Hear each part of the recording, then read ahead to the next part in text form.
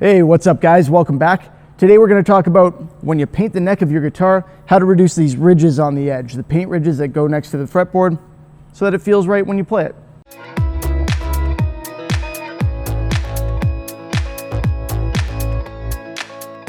So let's start with the elephant in the room, so to speak. If you follow me, you probably have never seen me without a beard. But hey, it's a pandemic. I'm basically not allowed to leave my house, and I figured no time like the present. So I did it kind of as an April Fool's thing. April 1st I shaved. I think it's April 4th today. So yeah, don't worry. It'll be back by next week. Probably not the greatest April Fool's joke for those of you who are, stuck in your houses with your wives for a long time. They don't love that idea. Anyway, this is the guitar from our Ultimate SG Kit build. So this is the one that's going to be done with a full set of upgrades. We got upgraded pickups, we got a Gibson bridge and everything. And the finish was done to emulate a specific Gibson finish. It's in kind of a vintage semi-gloss final finish there. It's for someone, so it's got some particular headstock artwork and whatnot. But what we're talking about today is specifically this paint ridge that builds up here on the sides of the fretboard. This one is done in poly. It's a relatively thick finish to make it nice and durable and avoid fading. It still needs a little bit of polishing work done on a couple spots, but before I go ahead and do that, I'm gonna reduce this edge. And there are a couple different ways to do that. So the gist of it is much like when you're flattening a finish, we're just taking down the paint thickness there, we're reducing it, and then we're going to make sure that it's really nice and smooth, and we're going to polish it back up. Not a lot, because this is a neck, and the customer here agrees with me that a gloss neck is not what you want generally, but we're going to polish it back up a little bit. We don't want to leave it all scraped up. So there are a couple different options here.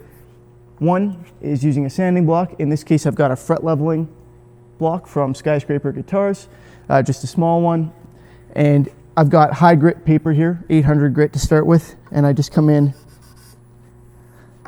and very carefully and very gently sand that edge a little bit at a time until it feels nice and smooth. Now you do have to be very careful about this for a couple of reasons. One, you don't want to sand through your paint there. That's going to look stupid.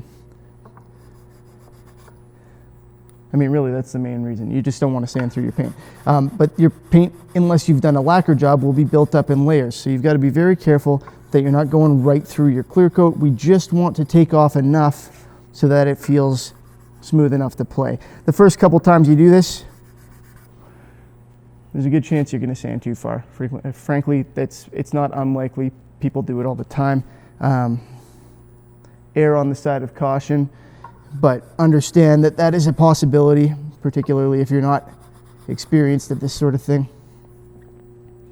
Keep in mind, you can use a higher grit even to make sure that it's harder for you to sand through. It will take longer. Like I said, I've got 800 here.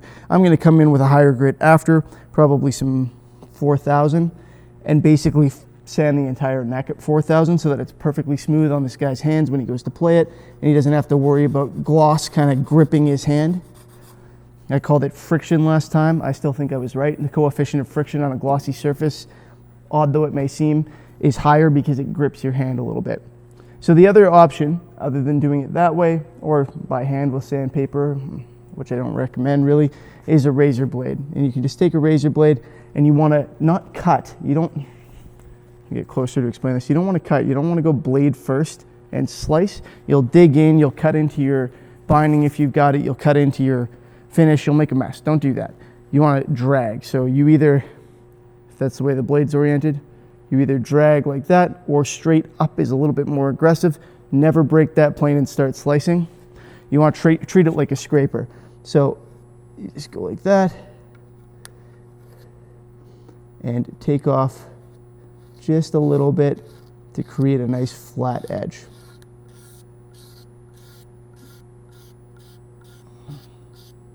Keep in mind that this can also scrape your binding a little bit. Generally not a problem. We scrape bindings all the time when making guitars, but you do have to be cautious, once again, that you don't go right through your clear coat, because that defeats the purpose of doing this. You'll have to paint again.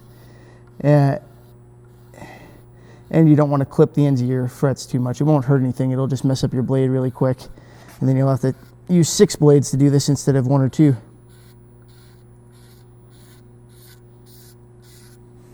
So yeah, the razor blade, if I'm being honest, is how I usually do this. It is my preferred method because just a simple change in angle, you can watch very closely, and a simple little change in angle can really get this job done quickly. But it's also a little bit more dangerous than sandpaper if you're not used to it. So I find it better, but I would call it the less safe of the 2 options in terms of being careful with your finish.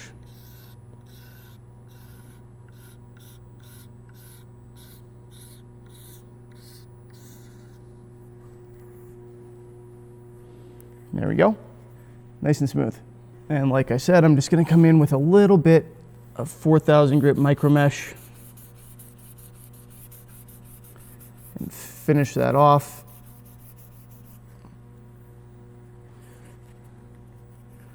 Make sure it feels right, feels good to the touch.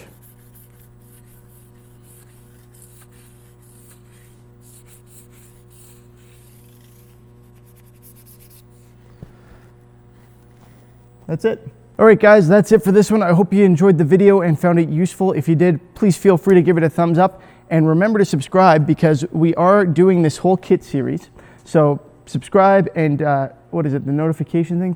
People keep telling me I should be like, oh, hit the notification thing. So there you go. Hit the notification thing so you can see when the videos come out for this series because it's going to be awesome. We'll be jumping back into that right away here. We're just doing this video out of sequence because I don't plan to address this specifically in the series. Hope you guys liked it. Thanks again for watching. Have a good one, and I will see you next time.